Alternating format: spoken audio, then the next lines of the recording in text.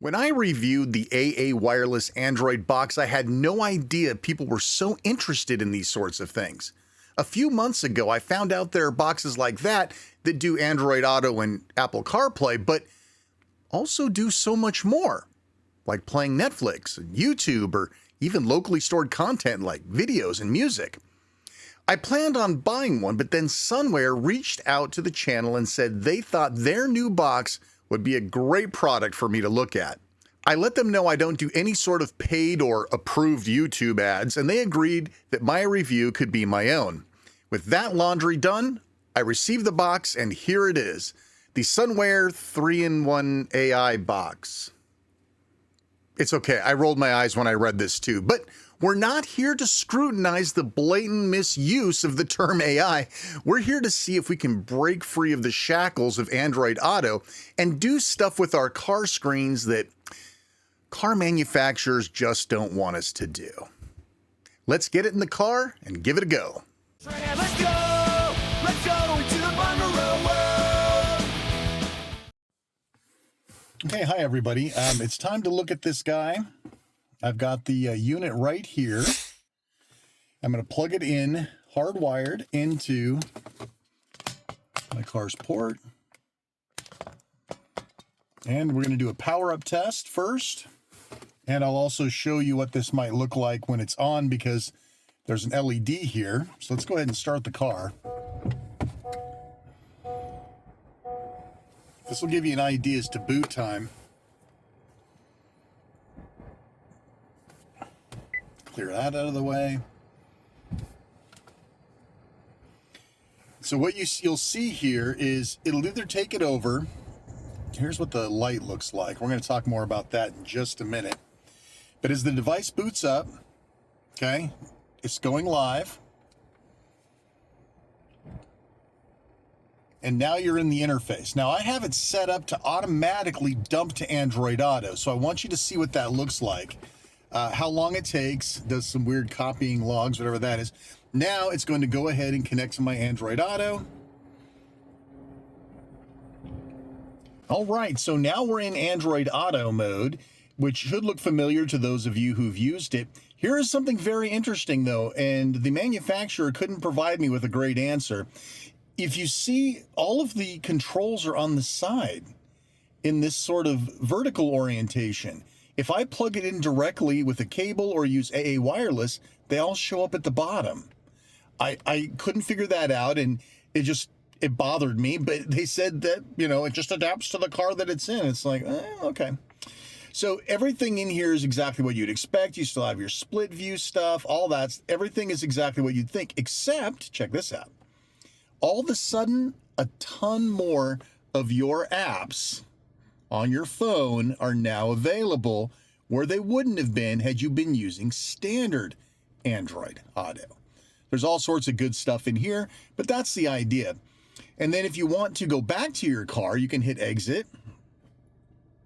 And that will take you out of Android Auto and put you back to the main interface. And of course, you can go right back to Android Auto again. And it's pretty quick the next time. So again, if you use Home, you'll notice that it says it's Apple CarPlay, not Android Auto. Now, I didn't even know this car was capable of Apple CarPlay because we're an Android family. But, so you could use either, right? But I find it interesting that the way that this interesting device works is it must use some sort of mirroring that Apple CarPlay will allow, but Android Auto from Google will not. So that's why we get the opportunity to use it this way. I thought it was very interesting. All right, now we're back to our main interface. Let's take a look at some of the things that this interface has that other interfaces do not. You do have, again, things like Netflix, your Bluetooth phone. That's not Bitphone, by the way. That's not Bit Music. It's Bluetooth music. And you can jump back to your car quickly from here. The App Store, there's not a lot of things to see in there. I think we'll talk more about that later. Music app files. So if you plug in, and I just happen to have my USB right here. If you plug in a USB device into this device, you'll have access to the files that are on it. Now, what would you do with something like that? This is a very tight socket. There we go. So what do you do with something like that? Well, we could look at the file browser first, and the File Explorer will actually show you what's on there. So I could go to external storage, and you'll see I have some music on here, a video that I made. We'll look at some of those in a minute. It does play FLACs, and it does play MP3s. Just a quick check. Everything was pretty good. And of course, if you select it from the file browser, it will open up the app that it's associated with. So that's pretty cool. And of course, sometimes the back works, sometimes it doesn't, sometimes there's a lag. Now, if you go into the video player, it will automatically parse the videos that you have on there and present them to you. In this case, there's only one, so it probably just defaulted to that. And this video does not play. After some weird fiddling around, it did finally start displaying the video, but looks like it's more like a 4:3 sort of thing. I don't know. I mean, it eventually worked, but I wouldn't expect to play video on this very easily. And you'll notice that whatever you're playing ends up appearing here. So you have that file player, you have a video player, a music player, and a look at all the apps at once. And this is customizable. We're not going to go through the whole customizable thing, but you can see things like YouTube, like real YouTube, system updates, video, Amazon Prime Video, an LED app, and I'll show you that in a minute. Mirror and all the other things that you previously saw, plus a couple of bonus things. So obviously, you know, the main thing you're probably going to be using it for is for Android Auto or CarPlay, which is fine. But let's take a look at how some of these other things work. So let's take a look at the music and video player. So I'm going to hit music, and that's going to parse the... probably shouldn't have too much audio on here. Otherwise, I'm going to get a content hit. But you can see that it works great. Look at that. It's even got a little spinning record thing. How funny is that? So this is all stored locally. There's no streaming going on. So you could literally back up 100 hours worth of music and bring it with you in the car just in case you wanted to save bandwidth or whatever. So that's pretty cool. So we go back. Hello. Sometimes you have to use the back button. All right, and it shows up here that it's playing in the main interface. Let's stop that just to avoid any conflicts. Now let's take a look at video. I put one of my YouTube videos on here. Let's see if it will behave and play that. Okay, it's playing the audio, but it's not playing the video. Hi everyone, Shane R. Monroe here. So this particular file format's probably not supported. That's okay. You're probably not here to watch videos off USB. Music I could buy into, videos probably not. You're probably more interested in YouTube, Netflix, or one of those other ones, right? So, yeah, let's go into YouTube real quick. We'll see the first thing that you're going to notice is, and go. You're not online. You're offline. You can't use YouTube. You can't use Netflix. You can't use any of these apps unless you're online. Now, I happen to be in my driveway, so I can connect to my home Wi-Fi. But if you're on the road, that's right. You're going to have to open up a hotspot on your phone and connect up, right? So that kind of makes sense if you think about it. But I know you want to actually see what that looks like. So I don't remember if you can hop in here and choose it. Nope, you have to go to settings. Well, that's a good segue into settings. Now, settings has like tons and tons of stuff. Bluetooth, Wi-Fi, languages, application info, dates and times, your Google account, which I should already be signed into, but I do need to get back onto a Wi-Fi connection. So let's see if I can find my home network. It should pick it right up. Do I actually have to click here? I forget. Okay, there we go. There we go. I'll grab my home Wi-Fi. This touch screen is, okay, no peeking. No peeking on my password. Here we go. Now we're getting an IP address. Life is good. Now that we're connected, things change a little bit. We have powers beyond reason now. So now you can see we have a Wi-Fi connection, of course, Bluetooth to my phone. Now we can actually start looking at some stuff. So let's go to YouTube.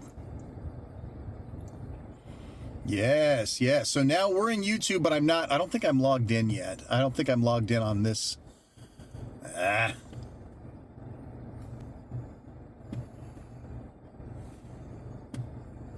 So then you add your account. Now this is kind of cool because you could add more than one account.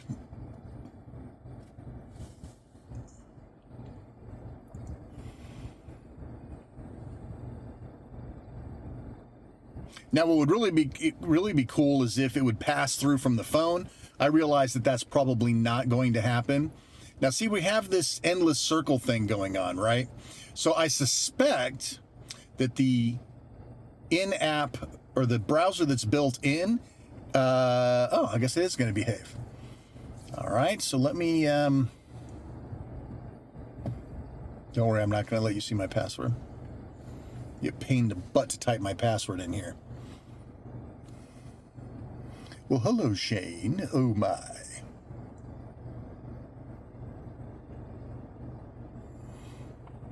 Kind of get a cadence for how to type on this thing.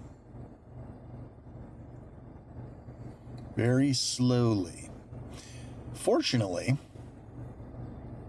where's that other thing? There it is. All right. It's probably going to make me ping on my... Okay, so now we're signed in. Blah, blah, blah. I'm in control. Okay, blah, blah, blah. All the standard YouTube or Google crap.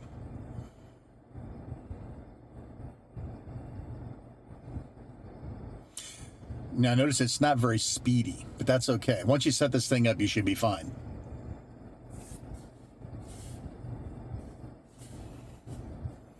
Sure. All right. So now we can get in and you should be able to see your subscriptions, your YouTube channel, blah, blah, blah. There you go. Not bad, right? So I'll just go and play one of my videos so I don't get a copyright hit. Hi everyone, Shane Monroe here. Are you interested in recording your video footage from your Steam Deck but don't have an external PC or an expensive capture card? All you want to do is record some video. There's a lag on the touch, but that's probably my car. Can I just double tap? Nope. Yeah, I mean, you probably already have a hub if you're looking to do this. You're also probably going to want to have a better flash drive and a bigger flash drive. With it. So let's go ahead and open the box and see what we've got. Okay, so maybe full screen doesn't quite work. Oh, there we go. Oops. Along with a proprietary power source that kind of sucks, and the 32. There we go. I'll stop tapping stuff. But yeah, you can see it. You can see here and what? Damn it. Instruction manual in there. You won't need it. Okay, yeah. I would have rather had my USB power. There we go. Start it playing and then leave it alone. It definitely is caching my taps. So you have to be careful here. Okay. It looks pretty cool. Yeah, it looks slick. It looks sleek. It's That's small. weird. It's also a huge fingerprint magnet. So I wonder how I got that up there. Power in, headset and microphone jack for overlays, and then input and output of HDMI along with the USB port.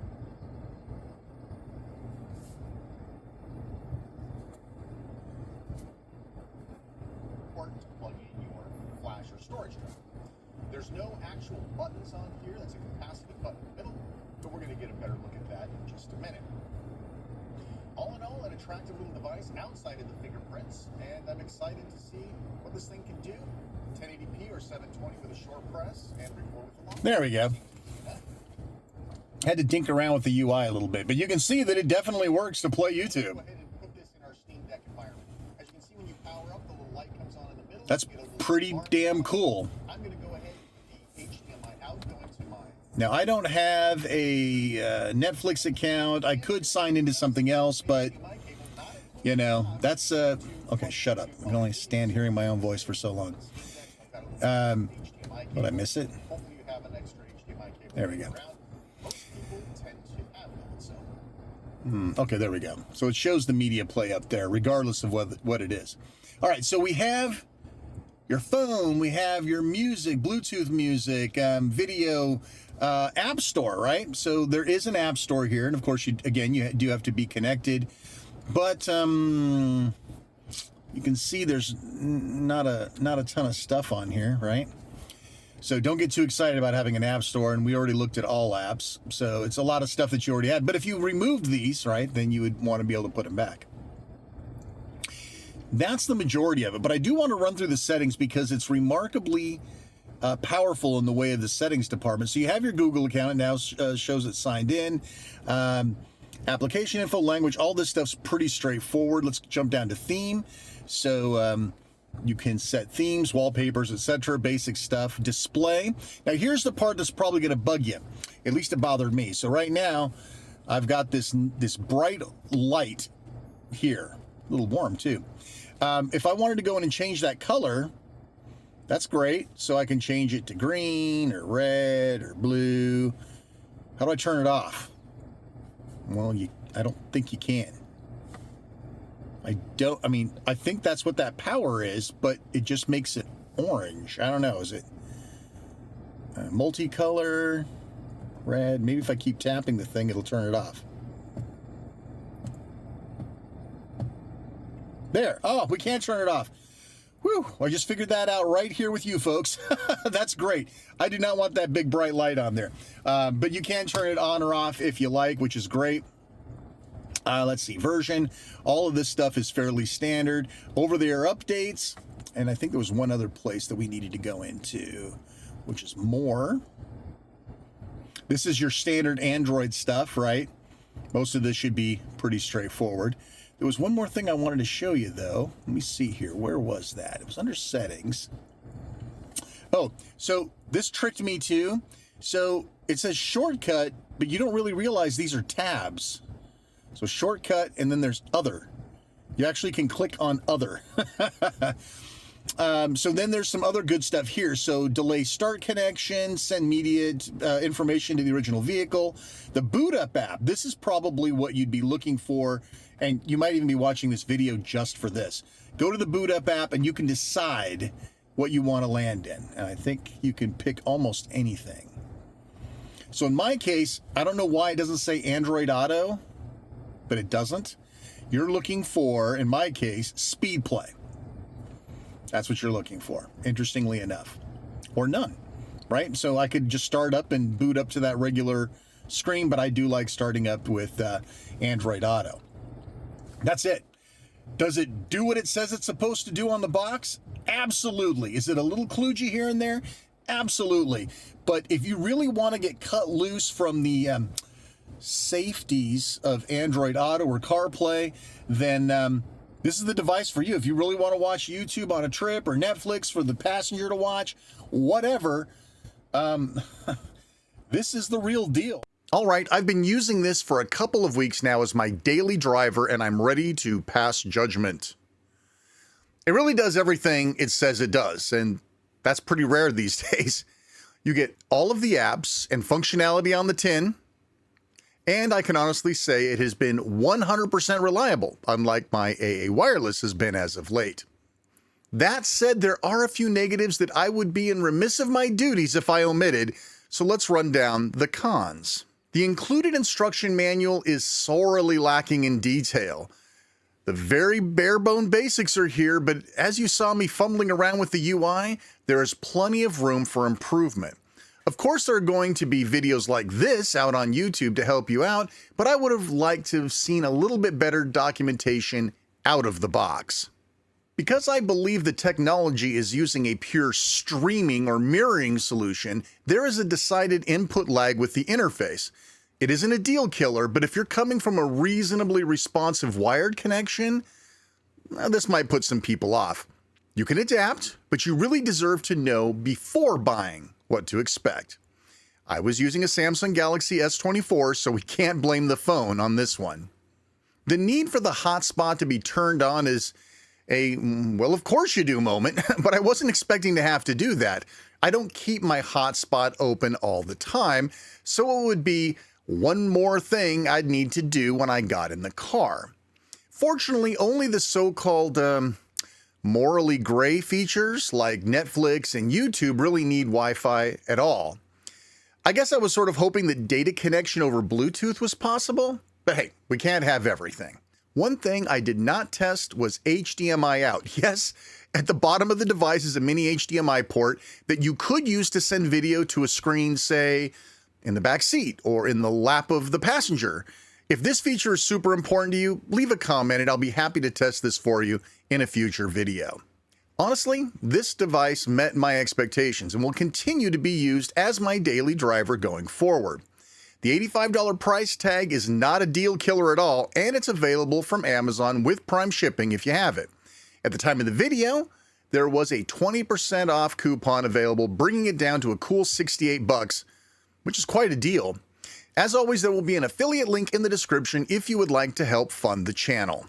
If you have any questions or want to see anything else regarding this device, drop a comment below. While you're there, like, subscribe, and turn on notifications, of course. I'm Shane R. Monroe. We'll see you next time. Take care.